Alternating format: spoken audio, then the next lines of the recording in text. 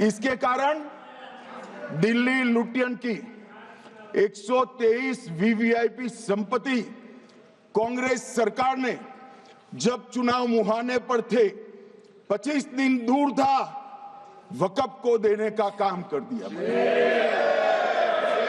Delhi Waqf board ने उत्तरी railway की भूमि वक्फ के नाम घोषित कर दी। हिमाचल में वक्फ की संपत्ति बताकर उस पर अवैध मस्जिद बनाने का काम किया। 250 हेक्टेयर क्षेत्रफल वाले 12 गांव पर वक्फ का स्वामित्व हो गया तब तमिलनाडु में, और मान्यवर तमिलनाडु के 1500 साल पुराने तिरुचेंदुरई मंदिर की 400 एकड़ भूमि को वक्फ की संपत्ति घोषित कर। ये जब मंदिर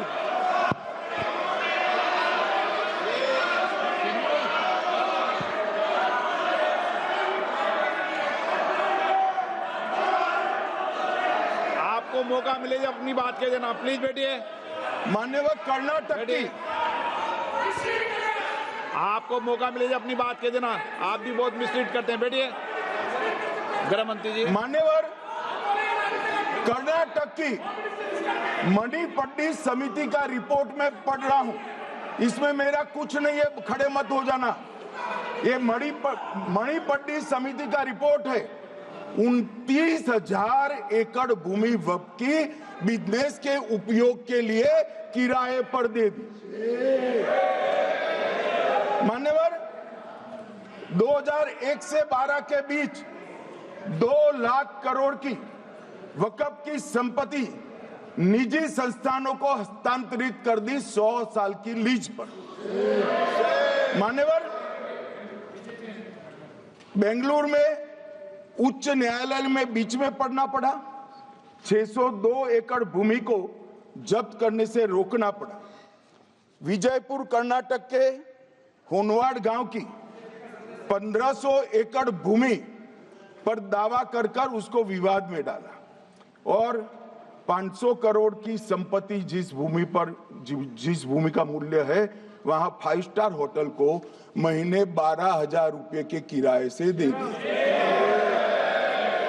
अब मान्यवर ये कहते हैं कि इसका हिसाब किताब न करो, इसकी देखरेख न करो।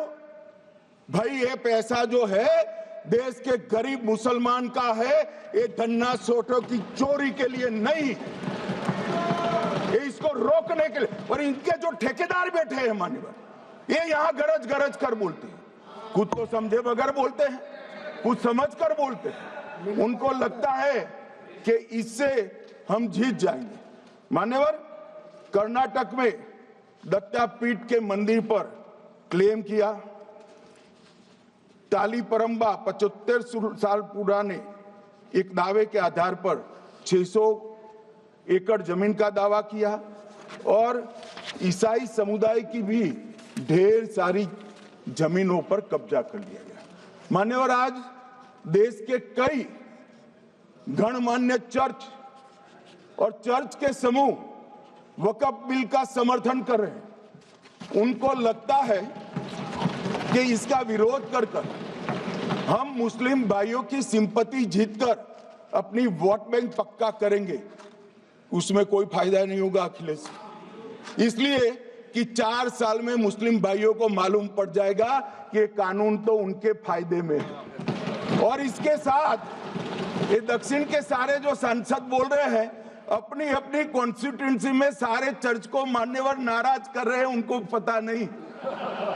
सारे चर्च को नाराज करें, सारे चर्च ने रिजोल्व किया है कि हम खिलाफ इसका हम समर्थन करते हैं।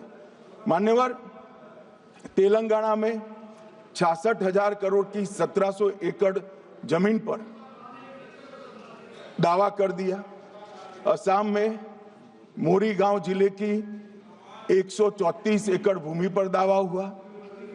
बिहार का मैं लालू जी के कोर्ट के साथ बाद में बताता हूं। गुरुद्वारा से संबंधित हरियाणा की 14 मरला भूमि को वक्फ को सौंप दिया।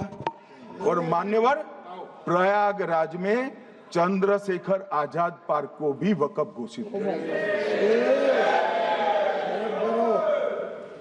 और मान्यवर, महाराष्ट्र के वडानगे गांव में महादेव की मंदिर पर दावा किया और बीड में कंकलेश्वर मंदिर की 12 एकड़ जमीन वक्फ बोर्ड ने जबरन ले ली।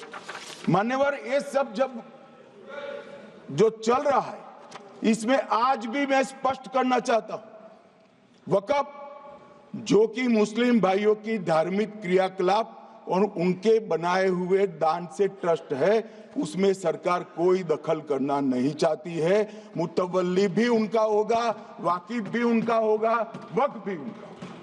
परंतु वक्फ की संपत्ति, इसका रख रखाव ठीक से हो रहा है नहीं। वक्फ का संचालन कानून के हिसाब से हो रहा है, निजी उपयोग के हिसाब से। सैकड़ों साल पहले किसी बादशाह ने दान किया, हमारी भाषा में कहो तो धर्मादा किया। अब इसकी संपत्ति को आप 12,000 रुपये में 5 सितारा होटल बनाने के लिए दे देते हो, ये उचित है क्या भाई? वो पैसा गरीब मुसलमान के कल्याण के लिए करिए, तलाकशुदा महिलाओं के कल्याण के लिए करिए, जो अनाथ बच्चे हैं उसके कल्याण के लिए करिए। मानिए, और ये करने की जगह बेरोजगार मुसलमान युवाओं के लिए स्किलिंग का काम करिए। लाखों करोड़ों रुपए की भूमि मान्यवर और इनकम 126 करोड़ रुपया। रेलवे की जितनी जमीन है, जिसमें हजारों करोड़ लाखों करोड़ का रेलवे का कारोबार चलता है, इतनी भूमि वक्फ के पास है और इनकम 126 करोड़ रुपए। मान्यवर कहते हैं कि इनकम का क्या उद्देश्य है?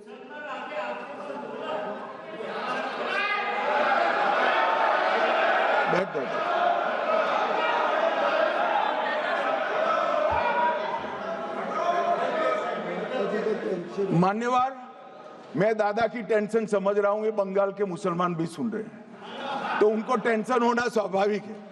मान्यवर, लालू प्रसाद जी, आज आरजेडी के सारे सदस्य बोले, जब 2013 का अमेंडमेंट आया, मैं लालू जी का तो पूरा पढ़ना चाहता हूं, बाकी सदस्यों का सिर्फ टोकन पढ़ूंगा। लालू जी ने क्या कहा? मैडम, सरकार जो यह संशोधन विधेयक पेश किया है, सरकार की पहल का हम स्वागत करते हैं। शाहनवाज हुसैन जी और अन्य माननीय सदस्यों ने अपनी बातों को यहां रखा, मैं उसका समर्थन करता हूं। आप देखिए, सारी जमीनें हड़प ली गई है, चाहे सरकारी हो या गैर सरकारी। वक्फ बोर्ड में जो काम करने वाले लोग हैं, उनके द्वारा सारी प्राइम लैंड को बेच दिया गया है। पटना में ही डाक बंगले की जितनी प्रॉपर्टी, सब अपार्टमेंट बन गए। इस तरह की काफी लूट खसोट हुई है। हम संशोधन विधेयक तो आपको अंत में लाए हैं, समर्थन करते हैं, लेकिन मैं चाहता हूं कि भविष्य में आप कड़ा कानून लाइए और ये जो चोरी करने वाले लोग हो, उनको जेल की सलाखों के पीछे।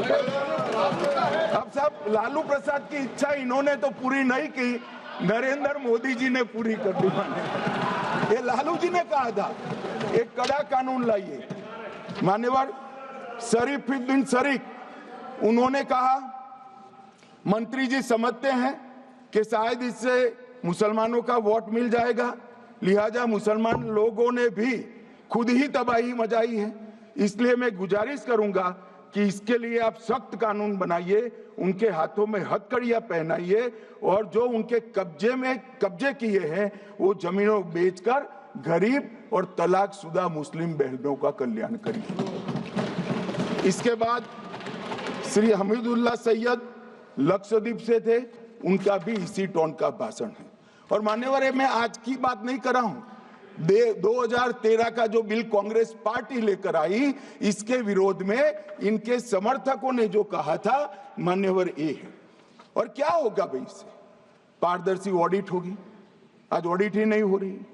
रिपोर्ट ऑनलाइन जमा करने की सिस्टम नहीं है, वो होगी, रिपोर्ट देनी पड़ेगी, बैलेंस शीट जमा करनी पड़ेगी, ऑडिट होगी, कैग के रिटायर्ड ऑफिसर ऑडिट करेंगे और मान्यवर पारदर्शिता आएगी। इससे क्यों डरना चाहिए किसी को? पारदर्शिता से क्यों? और वक्फ बोर्ड और वक्फ परिषद, इसका कोई ऑर्डर हम ऐसा नहीं लिख रहे हैं कि कोर्ट में नहीं जा सकते। आपने तो कर दिया था कि ये ऑर्डर को कोई कोर्ट में चैलेंज ही नहीं कर सकता। पूरा संविधान वहां समाप्त कर दिया मान्यवर। और मान्यवर, हम तो इसको कहते हैं कि कोई भी चैलेंज कर सकता है कायदे की अदालत में। इस देश में संविधान का राज है। ग्रीवेंसेस जिसका भी हो कोर्ट में जा सकता है। 2013 में जिसकी भूमि हड़पी, इसके ग्रीवेंसेस को भी कोर्ट के फोरम से बाहर करने का पाप एक कांग्रेस पार्टी ने किया।